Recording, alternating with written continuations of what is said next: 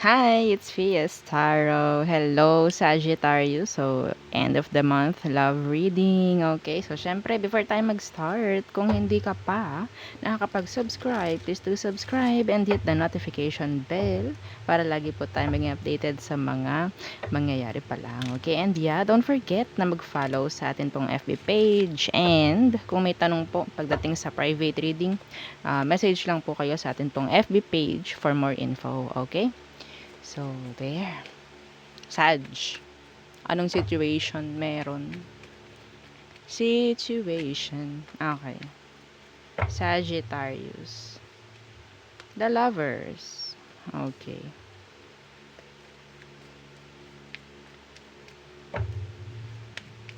Some of you pwedeng may Gemini placements ka or may Gemini kang person. Okay. Okay. The Five of Swords. Someone is like regretting. May Five of Cups sa ilalim. Someone is like regretting. Okay. Like, meron ditong gustong makipag-ayos. Meron ditong gustong kumunik. Okay. Sino ba to? Tingnan natin. Sino to? Okay. So, anong meron sa kanya? Sag. The Nine of Pentacles. Oh, the non-committal. Sag. The non-committal. Pwedeng earth sign. Taurus, Virgo, Capricorn. Okay. Ano pang meron sa kanya? Some of you malayo kayo dito. Okay. Ano tong Nine of Pentacles? Yeah, the Fool. May chance or nagkaroon ng possibility na lumayo to, inalisan ka kasi nga may tendency na hindi sila mag-commit. Okay, mahirap silang mag-commit, I guess, yung iba sa kanila, or sabihin natin gusto lang nila yung freedom. Okay, meron ditong gustong bumalik. Sagittarius. Okay, meron ditong gustong bumalik, makipag-ayos. Some of you, pwedeng ikaw to. Okay, the Devil in reverse, pwedeng Capricorn. Okay. So, ano bang emosyon niya? Okay. Anong emosyon niya sa'yo? Tingnan natin. Anong emosyon ng person mo, Sag? Yeah, the Ten of Cups. Masaya siya kapag nakikita ka, kapag kasama ka. Okay. In general, napasaya mo tong taong to. Masaya siya sa'yo. Pwedeng water sign. Okay. What's with the Ten of Cups? The Four of Cups. Oh, meron ditong, for them, you're the one that got away if ever na meron nga ditong separation. Okay? Yeah, the Nine of Wands. Pwedeng ikaw ito, which is pwedeng nilalayuan mo or ginaguard mo yung self mo from them. The Nine of Wands is being guarded. Okay? So, pwedeng kung ikaw, ginaguard mo yung self mo from them, andyan yung like, may eagerness itong taong ito na kumunik again sa'yo. Okay? So, tingnan natin, ano bang emosyon mo pagdating sa kanya, Sag? Para sa kanila, you're the one that got away. You're the one that got away. Tingnan natin, anong emosyon mo for them? The Six of Wands. Oh, meron ditong parang nagpapahabol. Okay, the Six of Wands in reverse and yeah, the Five of Cups. Oh, I guess pwede talagang dinadrop mo tong person na to para makita niya eh, or like matuto siya ng lesson. May ganun ako nararamdaman, Sag. Okay? Ang ipinapakita mo sa taong ito, never mo siyang hahabulin, never mo siyang babalikan like that, and you're like moving on. Yeah. Yeah. Okay. You're dropping them. Yeah. You're walking away. So, siguro, kaya ganyan. Kaya ganito yung pinapakita niya ngayon or yung kagustuhan niya na mangyari sa situation. Okay? Anong next action niya if ever? Next action ng person mo sa Sag. The Queen of Swords in reverse. Okay. Oh, the Queen of Cups. See, meron siyang feelings, emotions sa iyo. Okay, pero nandito si Queen of Swords. Iba sa inyo ha, itong taong to, pwedeng gumawa ng action to. Ah, sa pamamagitan ng emosyon, hindi siya mag-iisip.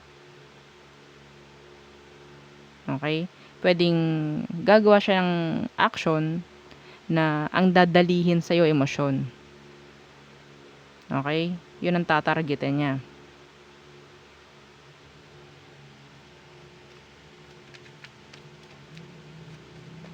So, kapag nasa ganito kang energy kanina, yung sinabi ko na hindi ka sabi nating magpapa-apekto, pagpatuloy mo yun. Okay, yeah, the Three of Cups universe.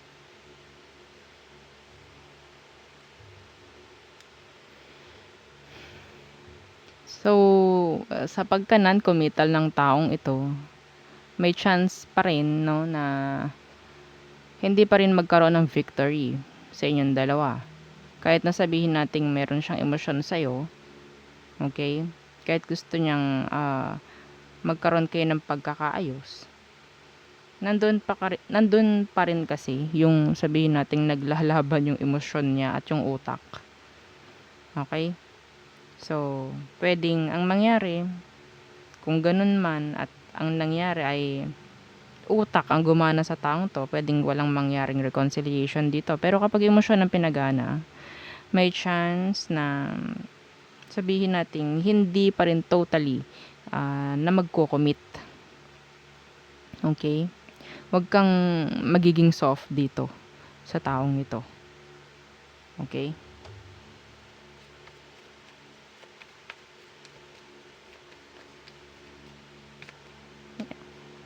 Yeah, the moon. Kailangan mo talagang itago, no, yung totoong emosyon mo sa kanya, lalo na kung meron nga. Okay, pero kung wala, hindi ka na mahirapan.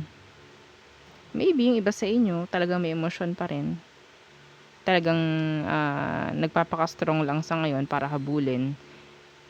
And then, tama yung ginagawa mo. Kasi nako-confuse sila eh.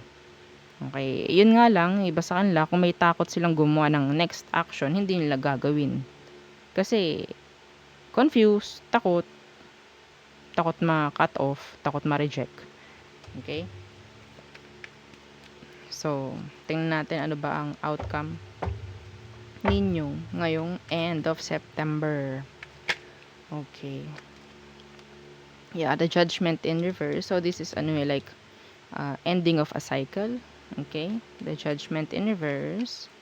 And the Page of Cups. So, this is closure. Some of you, this is closure. Okay, yeah. Isa pa. The Ace of Swords in reverse and the Knight of Swords. Closure. Matic closure to. Okay? May iba rito makakuha ng sorry message. Yan. Sorry messages. Yan. Okay? Yeah, the Nine of Swords. So, yun nga, may regrets itong taong ito. Kahit gustuhin man, gumawa ng kasi some of them meron pa rin talagang like hindi nila magawang alisin yung pagka non-committal nila. Okay, so hindi ka para mag-adjust dun. Okay, hindi ka para mag-adjust dun. Kung hindi nila kaya, so bakit mo parang ang tawag dun, hahayaan, to tolerate. Okay, wag mo pababayaan na ganun ang mangyayari.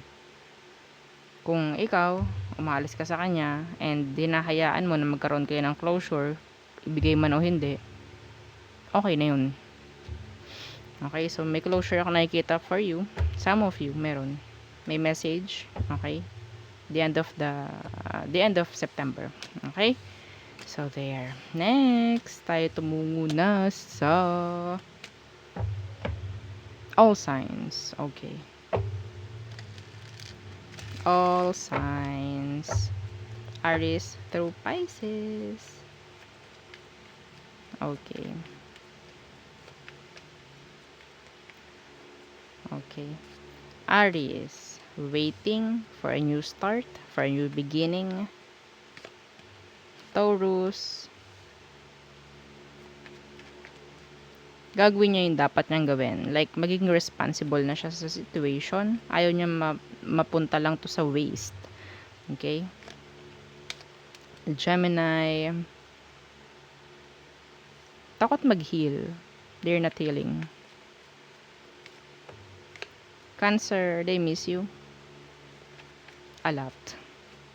Being needy pagdating sa connection. Leo, selfish. May pagka-selfish.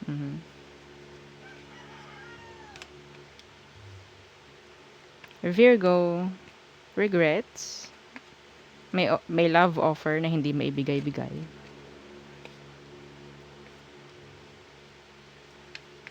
Libra, gusto ng commitment, gusto ng connection, gusto ng long term with you.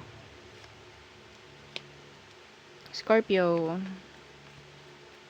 they're sad. Gusto lang gumawa ng tama. Some of you, may ginawang tama ito. Okay? Kahit sabihin nating malungkot sila, kailangan lang gawin or kailangan lang tanggapin kung anong dapat. Okay? Sagittarius,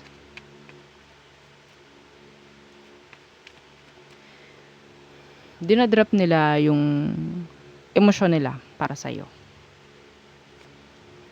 Capricorn, they want you. Aquarius, avoiding you. Some of them pagod na. Pisces, they want to talk. Okay? Pwedeng merong aaminin sa'yo itong Pisces na ito. Okay? So there, yun ang ating reading for Sagittarius placement. So thank you. Bye!